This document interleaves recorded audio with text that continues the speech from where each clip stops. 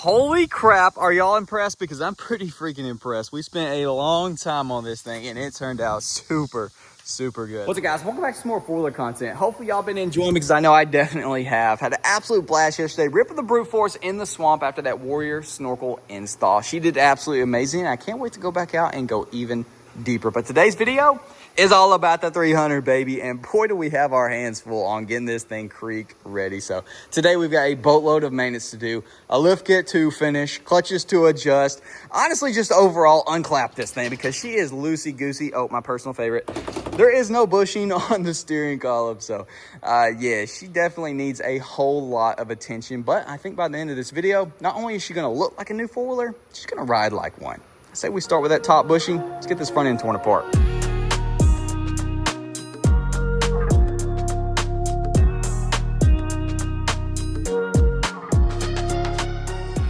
Now that I've got it looking absolutely totaled, we can get started on this bushing.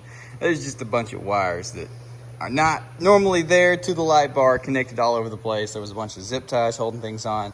One piece of wire right there, we're gonna get her off, but we can actually get access to this guy, so should be good to go. And I mean, everything looks like it's plugged in here. Not horrible. There's our weld job on the shock, which we're gonna address that at some point, but she's okay for right now. It is a 12 mil.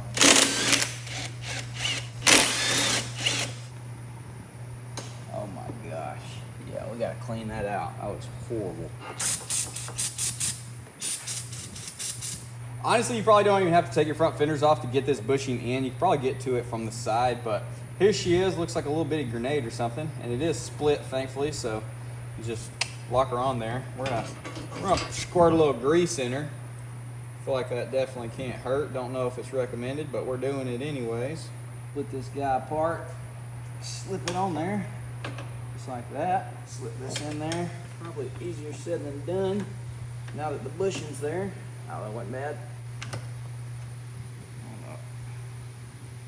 I'll have a link to it in the description. I know this is gonna make this thing literally like a entirely new four-wheeler as far as the riding experience goes. While we're up here working on the handlebars, let's go ahead and address our grips, which obviously weren't glued down. So had to upgrade to my favorite, the ODI lock-ons. These things are absolutely amazing. I had them on my YFZ forever ago. They're only like 25 bucks. They're super grippy. They're durable as crap. They're pre-cut for the thumb throttle. You obviously don't have to use glue, and you can get them in different colors. This thing is probably gonna be just about as enjoyable to upgrade as that bushing right there. Now y'all let me know, is red on red too much? I actually got some for the brute force as well, and I think they're gonna look super good. Well, these things might be a smidge short on here. I can fix it! There we go. Now she's perfect.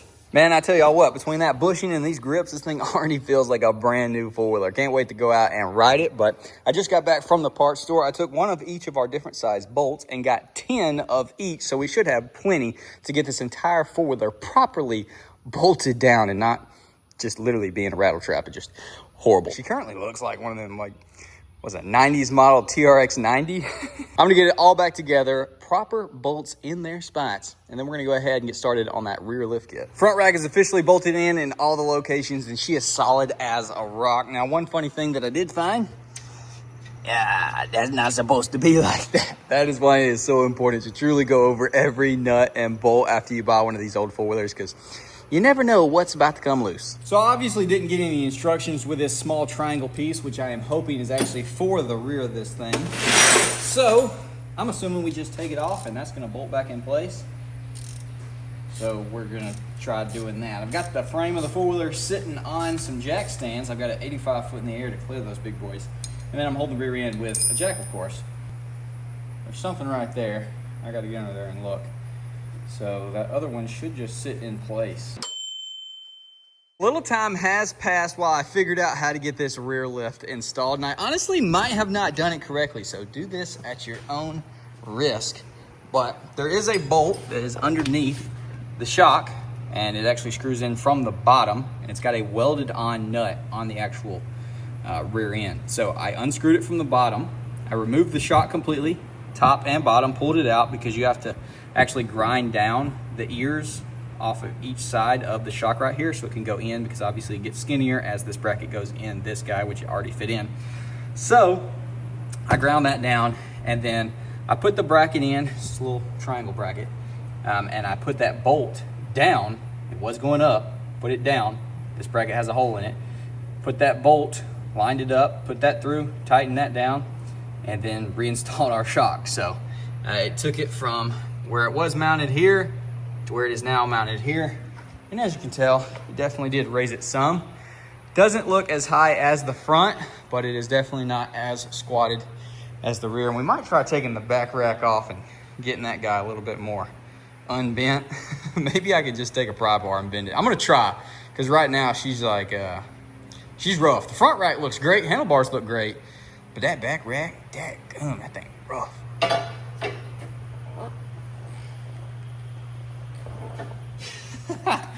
There's not a freaking bolt in the bottom. What the freaking crap is holding? What? My brother. I think I got it straighter, but I know I got 2 bolts in it. So the rack is actually connected to the frame of the 4-wheeler now. And honestly, she's looking pretty freaking good. Definitely a lot higher now that I step back in the rear than it was before. A lot more appropriate. Maybe got a little bit of lean still, but she ain't squatted, that's for sure. I want to go ahead and try adjusting the clutches on this thing. So a lot of y'all commented, and I did a little bit of research, and there she is. So it says increase, decrease, play in your clutches. So when you're in like second or up and you get on the gas, it'll feel like it's slipping. Everybody says that these transmissions are literally unkillable.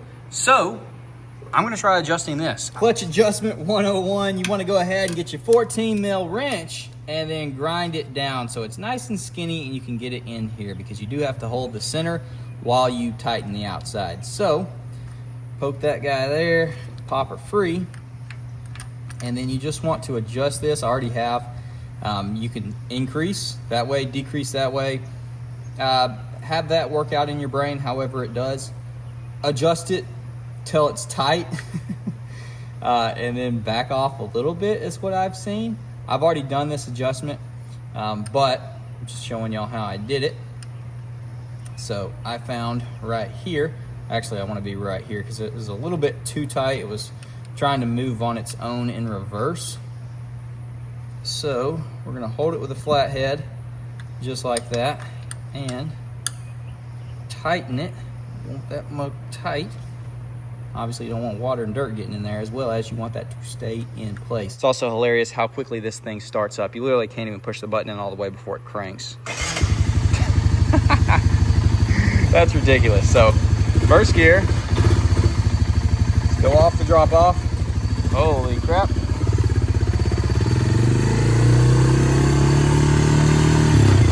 Second, oh, it grabbed it, but will it hold it? There's third. We're gonna let it warm up before we go flogging on it, because, you know, just because she's clapped out and 30 years old, that don't mean we can't take it easy on the old girl. Holy crap, the freaking bushing. Our handlebars are not flopping anyway. Y'all probably can't even hear me. I'm so freaking stoked right now, though. Oh my gosh, we fixed it.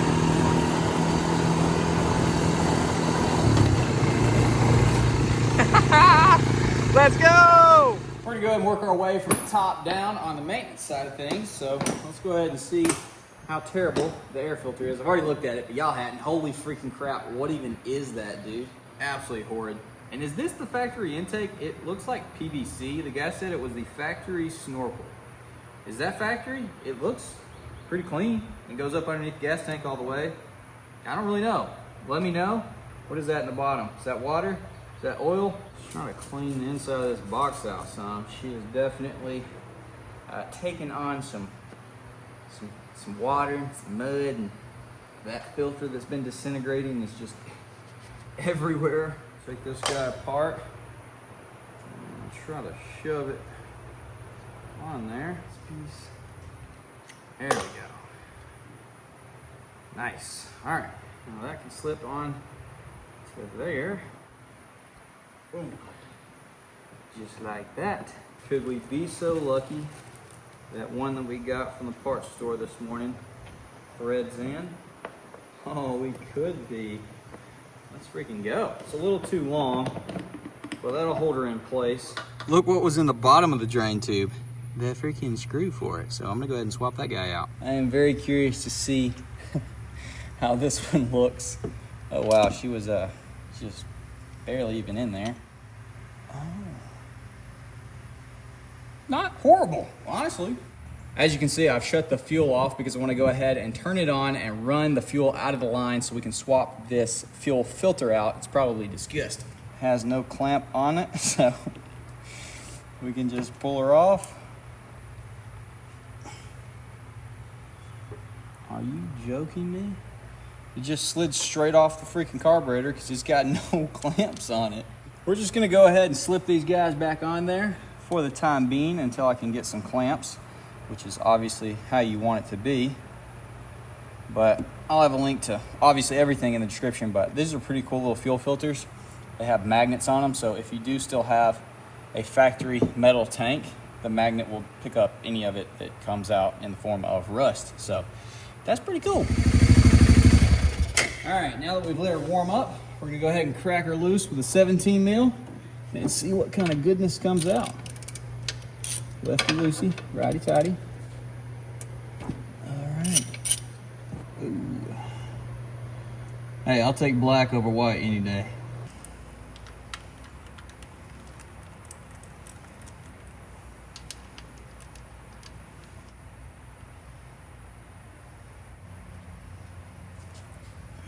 Pull the spring out very carefully.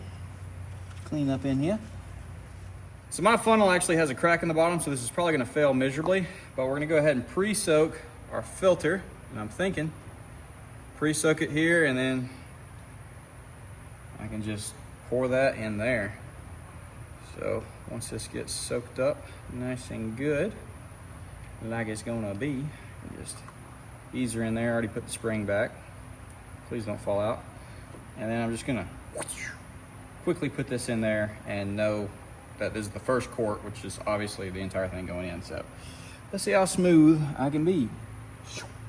Oh, spilled a little off the top, but not that bad. There she is. Let's fill her up. 2.3, what is it? 2.38 quarts. We are. It's not the best way. I need a longer necked funnel. This is just not gonna freaking work. I do not have one, so the sticker that came with this kit is going to have to work in its place.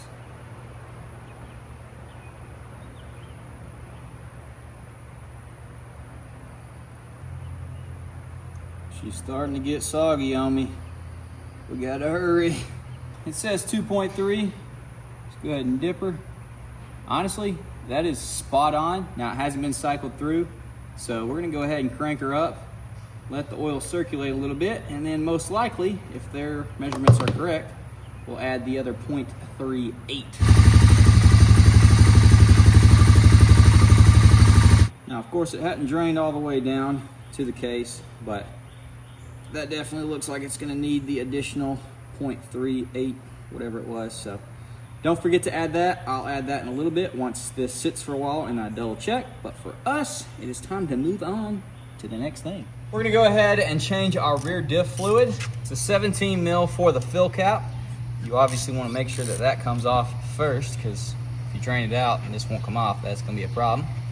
Now you got a 10 mil on the side. You don't have to remove the skid plate, just pop it free. There's a hole cut out, and it's probably gonna fill up the skid plate and make a huge mess, but it'll be all right. Let's let that drain.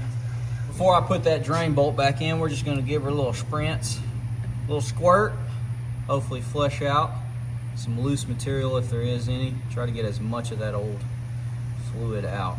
Now let's see how good we are with our hands, if we can get this back in there without dropping her down. Let's find out. Where's the freaking hole at? Holy crap. All right, we got her against the case. Where you at? Where you at? Where you at? There you are. Let's go.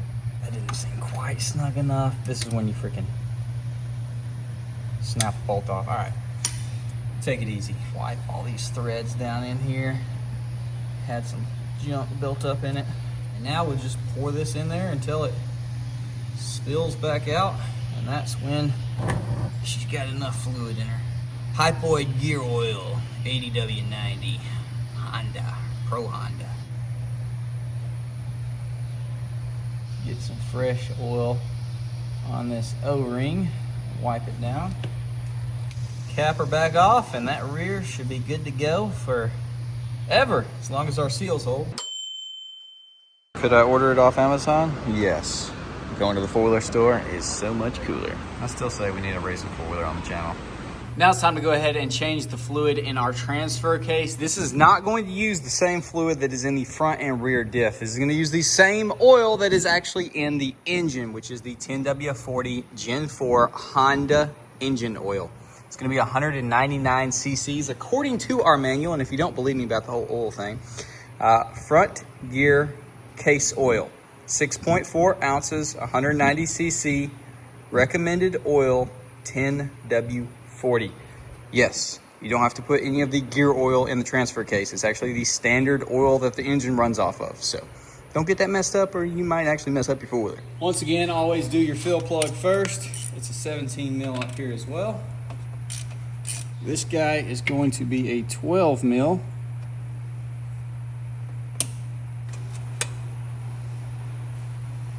She looks a little bit milky in there. So it's definitely good that we're going ahead and changing that. 10 mil for our check screw. And we're gonna go ahead, same as the rear diff, pour some up top. Try to flush out as much as possible. Went ahead and put the drain bolt in. And now we're just gonna add our 190 cc's of engine oil. And if it's like most other things, leaving the check bolt out, it should come right up to it and possibly spill out to be the perfect amount. I will verify, clarify for y'all. We're gonna just add little by little until it does. So I feel like that is how it's supposed to be. All right, she's draining out. I'm gonna continue to let that drip until it quits, and then we should be at the perfect level. And then I'll throw the bolt back in there, tighten our cap down, and I'm gonna spend the next hour or two going absolutely crazy, spit shining the fire out of this thing. Then we're gonna run the B-roll where hopefully y'all are gonna see basically a brand new 1993 Honda 300. Let's see how good she cleaned up.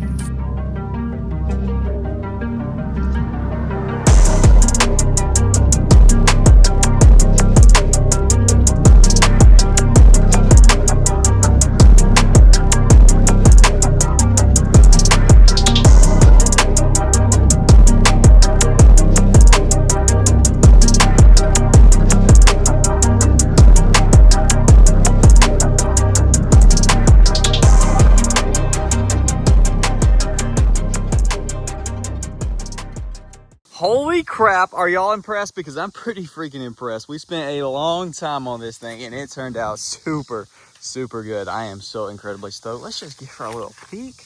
I mean, everything that was just super caked in mud and dirt, it just cleaned up so incredibly good. Look at that engine.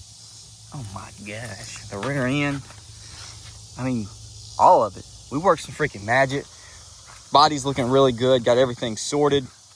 All of our interior pieces and everything put back together. The only thing that didn't end up like going back great is this one bolt that got pulled through this plastic at some point, and I can't get it to unscrew from that metal bracket, so I ain't gonna figure that out. But got new push pins in where they were missing, and obviously spit shine the crap. Of course, hit it with that SE1, got it freaking shining, and I'm really impressed. Like I said, this thing looks super freaking good. Got all of our fluids changed except the front diff, and I'll show you why. I ain't trying to hide anything on this four-wheeler. That's really freaking close. So, yeah, that's the old 300. Obviously, it's got the frame tweaked a little bit, and that's very close. So, you'd either have to, you know, try to untweak the frame or just pull that diff up and do that. But I checked it. It's got fluid in there. It doesn't look miserable. She is running absolutely amazing. It is incredible what we did in the first 3 minutes of the video with the little bushing and the grips. Dude, it's just genuinely like a whole new four-wheeler. Although, no, maybe it wasn't. One of these tires I wiggled and I was like, yeah, we definitely need a, I don't know, is it a wheel bearing on here? Is it a ball joint? I don't know. We're gonna have to figure it out. I got to jack it back up and check all that out, which I think I'm gonna do in just a minute, because possibly in the thumbnail, she wasn't on these wheels and tires. I think we got to try that look, even though there's probably no shot that we're gonna be able to ride on it.